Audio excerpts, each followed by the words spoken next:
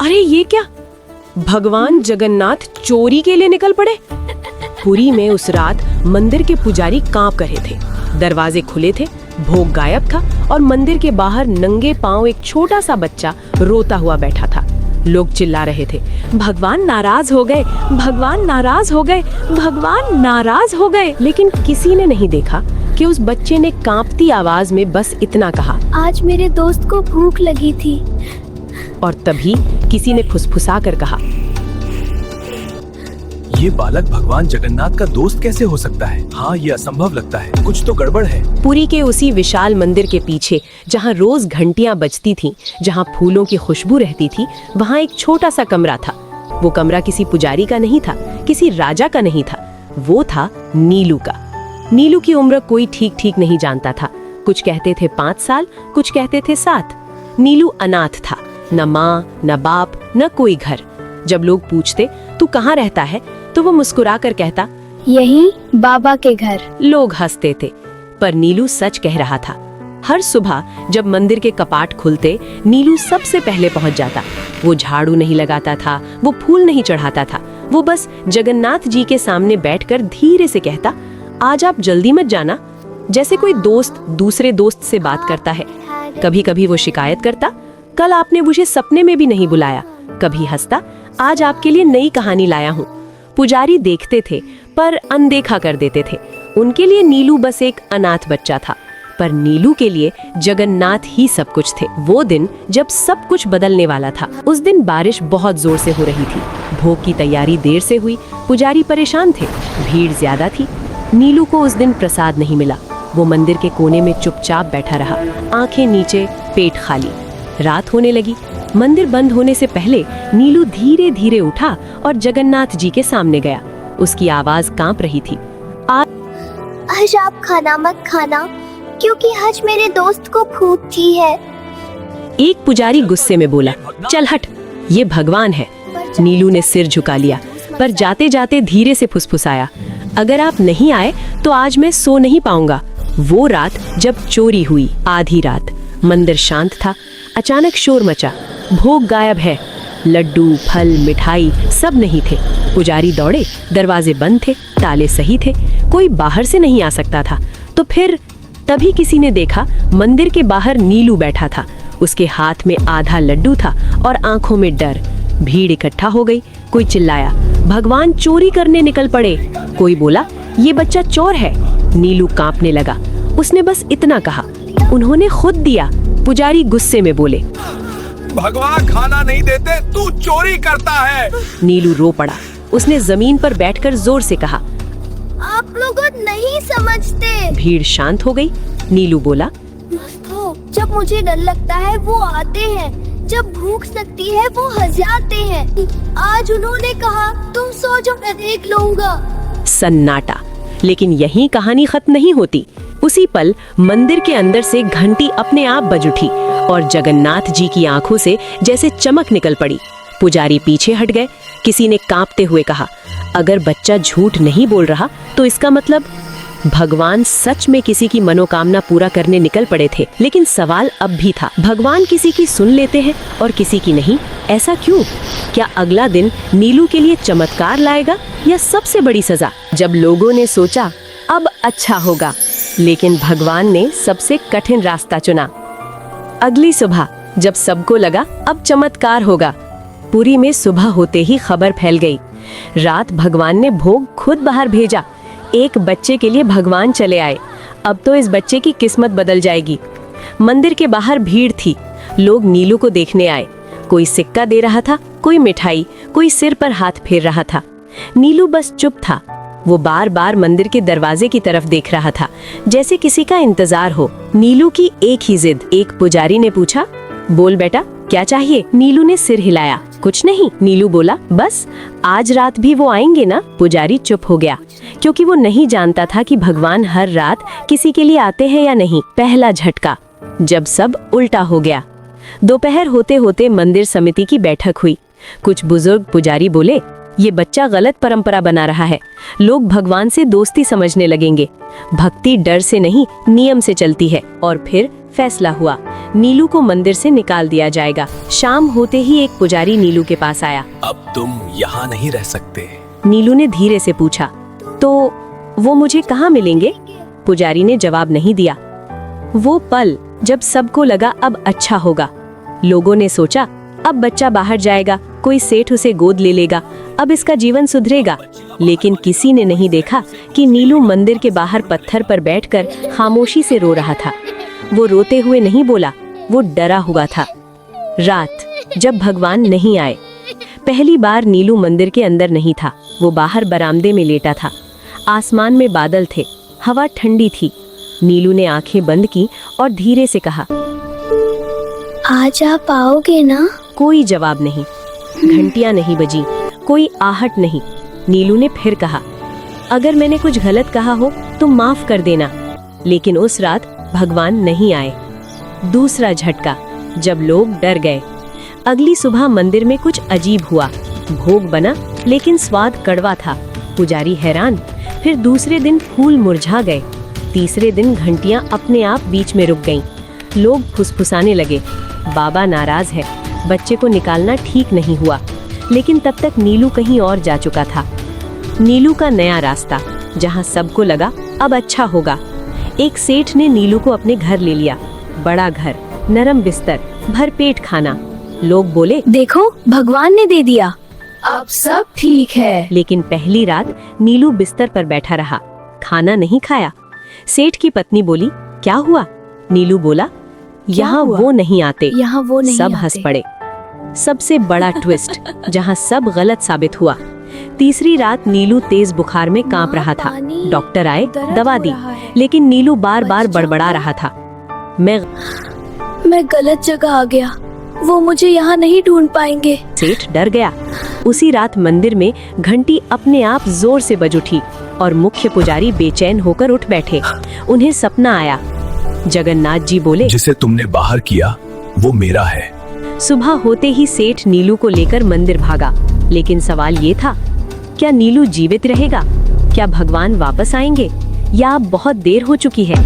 और सबसे बड़ा सवाल, क्या हर बार भगवान जल्दी सुनते हैं तो वो अच्छा ही होता है? जब भगवान समय पर नहीं आए और सबने मान लिया कि अब बहुत देर हो चुकी है, वो सुबह जो किसी की जिंदगी बदल देती है। सुबह का सूरज निकला, लेकिन पुरी की हवा में वो शांति नहीं थी। मंदिर के बाहर लोग चुप थे, कोई घंटी नहीं, कोई मंत्र नहीं। सेठ की गाड़ी मंदिर के सामने रुकी।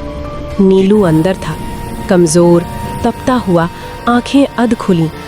मुख्य पुजारी आगे बढ़े। जल्दी करो, डॉक्टर फुसफुसाए, बच्चे की हालत बिगड़ रही है। नीलू ने अचानक आंखें खोली। उसकी आवाज बहुत धीमी थी, आज वो आएंगे? किसी के पास जवाब नहीं था। मंदिर के अंदर, जहां सब कुछ गलत लग रहा था, नीलू को गर्भगृह के पास लाया गया, वो जगह जहां आम लोगों को जाने की इजाजत नहीं होती। पुजारी कांप रहे थे, ऐसा पहले कभी नहीं हुआ था। नीलू ने आंखें बंद की और बहुत धीरे से बोला, अगर आप नहीं आए तो मैं सो जाऊंगा। ये सुनकर एक बुजुर्ग सेवायत रो पड़े।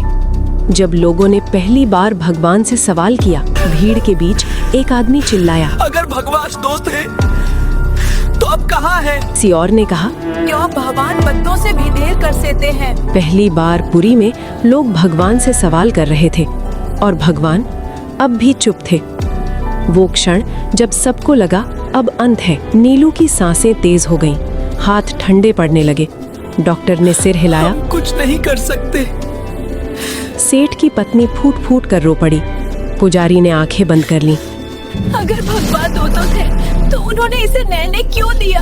और उसी पल नीलू ने मुस्कुरा दिया, बहुत हल्की मुस्कान। उसने फुसफुसा कर कहा, वो आ गए। सब चौंक गए। कहाँ? किसी ने पूछा। नीलू बोला, पीछे। उसी पल मंदिर के भीतर तेज हवा चली, दिए कांपने लगे, घंटी अपने आप बज उठी। लेकिन जगन्नाथ जी की मूर्ति हिली नहीं। कोई चमत्कार नहीं, कोई रोशनी नहीं। लोग भ्रम में थे। अगर भगवान आए हैं तो दिख क्यों नहीं रहे? सबसे दर्दनाक मोड़, नीलू की सांस अचानक थम गई। डॉक्टर ने कलाई छोड़ी, धीमी आवाज में बोला, अब नहीं, मंदिर में एक साथ कई चीखें उठी। सेठ घुटनों पर गिर पड़ा। पुजारी फूट फूट कर रोने लगे और उसी पल एक पुजारी ने कांपती आवाज में कहा, अगर भगवान दोस्त थे तो उन्होंने इसे मरने क्यों दिया? चुप्पी जो जवाब से ज्यादा भारी थी।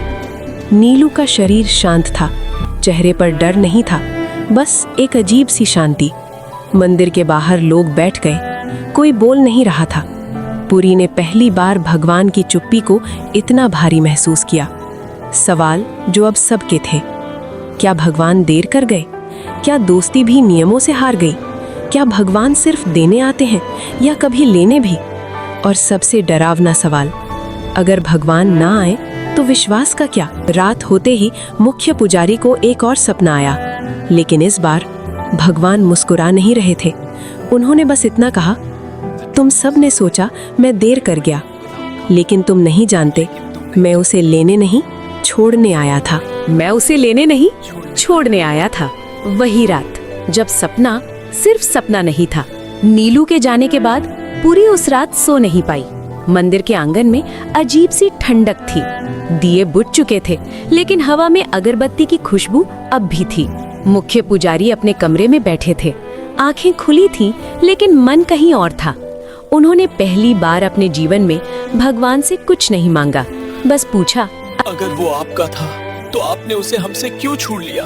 उसी क्षण उनकी आंख लग गई और उन्होंने खुद को मंदिर के गर्भगृह में देखा। सब कुछ वैसा ही था जैसा रोज होता है। मूर्ति वही, दिए वही, फूल वही, लेकिन एक फर्क था। जगन्नाथ जी आज सिंहासन पर नहीं थे, वो नीचे खड़े थे और उनके पास नीलू बैठा था। नीलू वैसा नहीं जैसा सबने देखा था। नीलू अब बीमार नहीं था, कमजोर नहीं था। उसके कपड़े साफ थे, चेहरा शांत था। वो हंस रहा था और जगन्नाथ जी उसके बाल सहला रहे थे। पुजारी कांप गए। उन्होंने पूछा, अगर नीलू आपके पास है तो उसका शरीर? अगर नीलू आपके पास है तो उसका शरीर? भगवान ने उनकी तरफ देखा। उनकी आंखों में न गुस्सा था न करुणा, बस सच्चाई। भगवान बोले, तुम सबने समझा मैं देर कर गया, लेकिन नीलू को कभी देर नहीं लगी। पुजारी रो पड़े। तो फिर वो क्यों गया? प्रभु, भगवान जगन्नाथ ने धीरे से कहा, क्योंकि वो रुकने नहीं आया था। भगवान बोले, नीलू इस जीवन में कुछ पाने नहीं आया था, वो भेजा गया था ताकि तुम सब भक्ति और डर में फर्क समझ सको। पुजारी ने कांपते हुए पूछा, पर उसने तो बहुत सहा। भगवान की आवाज और गहरी हो गई, जिसे मेरा मित्र बनना हो उसे मेरा अकेलापन भी समझना पड़ता है। पुजारी ने वही सवाल दोहराया जो सबके मन में था। आपने कहा था आप उसे लेने नहीं छोड़ने आए थे। भगवान जगन्नाथ मुस्कुराए। हाँ, नीलू को इस दुनिया से नहीं, तुम्हारे भ्रम से छोड़ा। नीलू की आखिरी इच्छा। भगवान ने नीलू की तरफ देखा। नीलू बोला, अब वो मुझे भूलेंगे ना? अब वो मुझे भूलेंगे ना? भगवान ने सिर हिलाया। नहीं, लेकिन वो मुझे ढूंढेंगे गलत जगहों पर। नीलू मुस्कुराया। कोई बात नहीं, जब कोई बच्चा रोएगा तो आप वहाँ रहना। भगवान की आंखें पहली बार नम हुई। पुजारी की आंख खुली। सुबह हो चुकी थी, लेकिन मन अब वैसा नहीं था। उन्होंने तुरंत मंदिर के सभी सेवायतों को बुलाया और कहा, आज से मंदिर में कोई बच्चा बाहर नहीं सोएगा। आज से भक्ति डर से नहीं चलेगी। उसी दिन एक अनाथ बच्ची मंदिर के बाहर मिली। वो रो रही थी। पुजारी ने उसे गोद में उठाया और पहली बार जगन्नाथ मंदिर में एक छोटा सा कमरा बच्चों के लिए खोला गया। लोग बोले, नीलू चला गया, लेकिन सच्चाई ये थी, नीलू अब हर जगह था। कहानी अब सवाल नहीं पूछती, वो चुप करा देती है। लेकिन अभी भी एक चीज बाकी है। अगर नीलू सिर्फ संदेश था, तो असली बदलाव कब आएगा? क्या भगवान सच में किसी की मनोकामना जल्दी और किसी की देर से पूरी करते हैं? चमत्कार जो दिखा नहीं, लेकिन सबको बदल गया। उस सुबह पुरी में कुछ भी अलग नहीं दिख रहा था। सूरज वैसे ही निकला, घंटियां वैसे ही बजी, भीड़ वैसे ही आई, लेकिन जिनकी आंखें खुल चुकी थीं, उन्हें सब कुछ अलग लग रहा था। मुख्य पुजारी पहली बार भीड़ से पहले मंदिर के बाहर खड़े थे, वहाँ जहाँ नीलू बैठा करता था। नीलू की जगह पर आज एक छोटा सा कपड़ा रखा था। उस पर फूल नहीं थे, दिया भी नहीं था, बस एक साधारण सी चटाई। एक सेवायत ने पूछा, ये किसके लिए है? पुजारी ने कहा, उसके लिए जो आ जाएगा। धीरे धीरे फैलती बात। पहले दिन एक बच्चा आया, दूसरे दिन 2, तीसरे दिन 4। कोई नहीं जानता था कि खबर कैसे फैली। बस इतना हुआ कि अब मंदिर के बाहर कोई बच्चा अकेला नहीं बैठता था। पहला बदलाव पूजा में। एक दिन भोग की थाली आई। पुजारी ने हाथ जोड़े और पहली बार ये शब्द बोले, अगर किसी बच्चे को आज भूख है तो पहले उसे। सेवायक चौंक गए, पर किसी ने विरोध नहीं किया। लोगों के भीतर शुरू हुई हलचल। भीड़ में एक आदमी फुसफुसाया, पहले भगवान से डर लगता था, अब थोड़ा अपना सा लगता है। किसी ने कहा नीलू मर गया और किसी ने जवाब दिया, नहीं, नीलू समझ आ गया। जहाँ लोग कुछ और चाहते थे। कुछ लोग नाराज भी थे। एक व्यापारी बोला, हम सालों से चढ़ावा दे रहे हैं, फिर भी हमारी मनोकामना नहीं पूरी होती। दूसरा बोला, एक बच्चा आया और सब बदल गया। पुजारी ने शांत स्वर में कहा, शायद बदलाव मंदिर में नहीं, हम में होना था। एक दिन बारिश हुई। एक शाम तेज बारिश हो रही थी। मंदिर के बाहर एक बच्ची खड़ी थी। वो कुछ नहीं बोली, बस देखती रही। पुजारी बाहर आए, पूछा, किसे ढूंढ रही हो? बच्ची ने कहा, मेरे दोस्त को। पुजारी की आंखें भर आईं। नीलू की मौजूदगी बिना दिखे। कई लोगों ने एक ही बात कही, जब भी किसी बच्चे को खाना मिलता है मुझे लगता है कोई मुस्कुरा रहा है।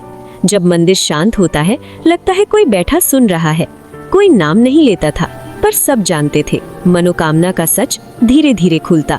एक दिन एक महिला आई, रोते हुए बोली, मैंने सालों से मांगा, कुछ नहीं मिला। पुजारी ने पूछा, आज क्या चाहती हो? वो बोली, बस समझना चाहती हूँ, देरी क्यों? पुजारी ने कहा, क्योंकि कुछ लोग मांगने आते हैं और कुछ तैयार होने। वो शाम जब मंदिर सबसे शांत था। उस शाम कोई विशेष पूजा नहीं थी, कोई घोषणा नहीं, बस दिए जल रहे थे और गर्भगृह के पास एक छोटा सा बच्चा धीरे से बोला, आज वो आए थे। किसी ने पूछा, कहाँ? बच्चा मुस्कुराया, जब मुझे डर लगा तब। अब सवाल बदल चुके थे। अगर चमत्कार शोर नहीं करता तो हम उसे पहचाने कैसे? और अगर भगवान जल्दी नहीं देते तो क्या वो मना कर रहे होते हैं? कुछ प्रार्थनाएं तुरंत क्यों सुनी जाती हैं और कुछ को सालों इंतजार क्यों करना पड़ता है? समय बीतता है पर सवाल नहीं। नीलू गए हुए अब कई महीने हो चुके थे। मंदिर वैसा ही था, लेकिन लोग वैसे नहीं रहे। अब लोग मंदिर आते थे पर पहले जैसे नहीं। पहले लोग पूछते थे, मुझे ये चाहिए, मेरा ये कर दो। अब लोग पूछते थे, मैं क्यों मांग रहा हूँ? पहला सच जिसे कोई सुनना नहीं चाहता। एक दिन एक बूढ़ा व्यक्ति आया। उसकी पीठ झुकी थी, आवाज थकी हुई। उसने पुजारी से कहा, मैं 30 साल से पूजा कर रहा हूँ, फिर भी मेरी मनोकामना पूरी नहीं हुई। पुजारी ने पहली बार सीधा जवाब दिया, क्योंकि आप भगवान से नहीं, डर से जुड़े हुए थे। बूढ़ा आदमी चौंक गया। डर और भक्ति का फर्क। पुजारी बोले, जब कोई बच्चा रोता है वो डर से नहीं रोता, वो भरोसे से रोता है। नीलू इसलिए सुना गया क्योंकि उसे खोने का डर नहीं था। भीड़ में सन्नाटा छा गया। समय का रहस्य। एक और आदमी बोला, तो क्या भगवान समय देखकर देते हैं? पुजारी मुस्कुराए, नहीं, भगवान देखकर देते हैं कि तुम संभाल पाओगे या नहीं। भारी हाथ, खाली हाथ। पुजारी ने जमीन से एक पत्थर उठाया, फिर एक फूल, और कहा, भरा हुआ हाथ फूल नहीं पकड़ सकता और भरा हुआ मन भगवान नहीं। भीड़ में कई लोग आंखें झुका गए। जब देर असल में दया होती है। एक महिला रोते हुए बोली, मैंने मांगा था कि मेरा बेटा बच जाए, भगवान ने नहीं सुना। पुजारी ने धीरे से कहा, शायद उन्होंने सुना, पर वो दर्द आपके लिए जरूरी था। ये सुनकर कुछ लोग उठकर चले गए। सच हर किसी के लिए नहीं होता। नीलू की याद फिर से। उसी समय एक छोटा बच्चा मंदिर के बाहर बैठा था। उसने बिना किसी कारण कहा, वो कहते थे अगर अभी नहीं मिला तो मतलब अभी उठाने लायक नहीं हूँ। सब ठिठक गए। तीसरा सच, बच्चा ही क्यों चुना गया? एक सेवायत ने पूछा, भगवान ने बच्चा ही क्यों चुना? पुजारी बोले, क्योंकि बच्चे हिसाब नहीं रखते, वो दोस्ती करते हैं। जब लोग टूटते हैं तब भगवान काम करते हैं। पुजारी ने आखिरी बात कही, भगवान देने से पहले इंसान को तोड़ते नहीं, खाली करते हैं, और जो खाली होना स्वीकार कर ले उसे इंतजार नहीं लगता। अब कहानी अपने आखिरी मोड़ पर है। सिर्फ एक सवाल बचा है, क्या नीलू का असर सिर्फ मंदिर तक था या उससे बाहर भी? क्या भगवान आखिरी बार कोई संकेत देंगे? आखिरी संकेत जो भगवान ने शब्दों में नहीं दिया। वो सुबह जो किसी ने नोटिस नहीं की। उस सुबह पुरी में कुछ भी अलग नहीं दिख रहा था, ना कोई चमत्कार, ना कोई घोषणा, ना कोई आवाज। लेकिन मंदिर के बाहर एक छोटा सा दृश्य था जिसे ज्यादातर लोगों ने देखकर भी अनदेखा कर गए। एक बच्चा मंदिर की सीढ़ियों पर बैठा था। उसके पैरों में चप्पल नहीं थी, हाथ में कोई कटोरा नहीं था। वो बस दिए की लौ को देख रहा था। एक सवाल जो कहानी को पूरा करता है। एक आदमी रुका, पूछा, तू यहाँ क्यों बैठा है? बच्चे ने ऊपर देखा और वही जवाब दिया जो कभी नीलू देता था, अपने दोस्त का इंतजार कर रहा हूँ। आदमी ठिठक गया। बिना दिखे हुआ चमत्कार। उसी पल हवा हल्की सी चली, दिए की लौ सीधी खड़ी हो गई। घंटी नहीं बजी, मूर्ति नहीं हिली, लेकिन जो वहां खड़े थे उन्हें ऐसा लगा कोई सुन रहा है। नीलू की कहानी अब किसी एक की नहीं। धीरे धीरे मंदिर के बाहर और बच्चे आने लगे। कोई रो नहीं रहा था, कोई मांग नहीं कर रहा था, बस बैठे थे। और मंदिर पहली बार इतना शांत था। आखिरी समझ जो देर से आती है। मुख्य पुजारी सीढ़ियों पर बैठ गए और बोले, हम भगवान को अपने समय में बांधना चाहते थे, पर भगवान इंसान को समय के लायक बनाते हैं। सबसे भारी पंक्ति। पुजारी ने आंखें बंद की और बहुत धीरे से कहा, नीलू को भगवान ने नहीं छोड़ा, भगवान ने हमें छोड़ा था, हमारी शर्तों के साथ। जहां कहानी आपसे जुड़ती है। शाम को एक माँ अपने बच्चे का हाथ पकड़कर मंदिर से बाहर निकली। बच्चे ने पूछा, माँ भगवान कहाँ रहते हैं? माँ रुकी, फिर बोली, जहां डर नहीं होता। बच्चा मुस्कुराया। अंतिम शब्द। लोग कहते हैं भगवान कुछ लोगों की प्रार्थना तुरंत सुन लेते हैं और कुछ को इंतजार करवाते हैं, लेकिन सच ये है भगवान कभी देर नहीं करते। वो बस तय करते हैं कि कौन मांग रहा है और कौन भरोसा कर रहा है। अंतिम पंक्ति। After silence. अगर आज भगवान चुप है तो समझ लेना वो काम कर रहे हैं, और शायद तुम्हारे भीतर।